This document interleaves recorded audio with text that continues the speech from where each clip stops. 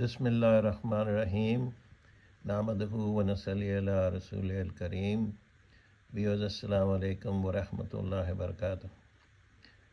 Today I'm going to translate chapter 43 of the Quran, which is chapter Zukhruf, and specifically verses 67, 68, and 69.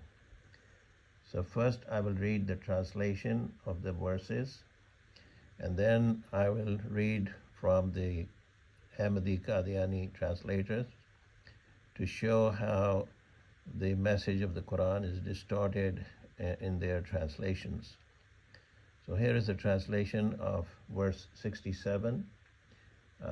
These verses about what will happen on the day of judgment. So Allah subhanahu wa ta'ala, God Almighty, is giving a description what is going to happen. Verse 67, it says, close friends that day will be enemies to each other except for the righteous. Verse 68, to whom Allah will say, O my servants, no fear will there be concerning you this day, nor will you grieve. And this is the verse that is important. Verse 69, you who believed in our verses and were Muslims.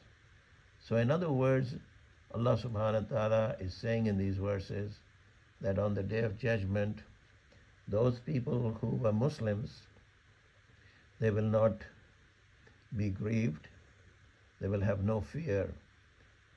So this is how the Quran is describing the scene or what's going to happen on the day of judgment. The word in the Quran is Muslimin, very clearly.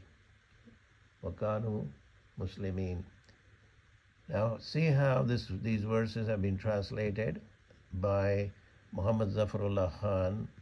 In his translation, he writes, friends on that day will be enemies of each other, except the righteous who believed in our signs and submitted. Notice here, he has omitted the word Muslim from the translation. And this is something that keeps coming up in their translations. They don't like to use the word Muslim in their translation because the Quran doesn't mention anything about Ahmedi Muslims, and they prefer to call themselves Ahmedi Muslims. The word used in the Quran, throughout the Quran, is the word Muslim. And whenever they see the word Muslim, they omit that and translate it as submitted, surrendered, etc. And then he goes on to say, O my servants, there is no fear for you this day, nor shall you grieve. So people reading the translation of the Ahmedi translator will not know that the Quran is specifically talking about Muslims. These are the ones who will be in paradise. They will have no fear, nor will they grieve. Muhammad Asad, in his translation, is following the same translation of Zafarullah Khan. It's very similar to what Zafarullah Khan is saying in the translation. He writes, his translation is, on that day, erstwhile friends will be foes unto one another, all save the God conscious.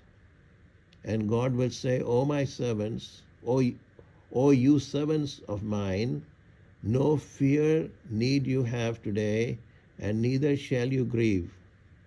O you who have attained to faith in our messages and have surrendered yourselves unto us.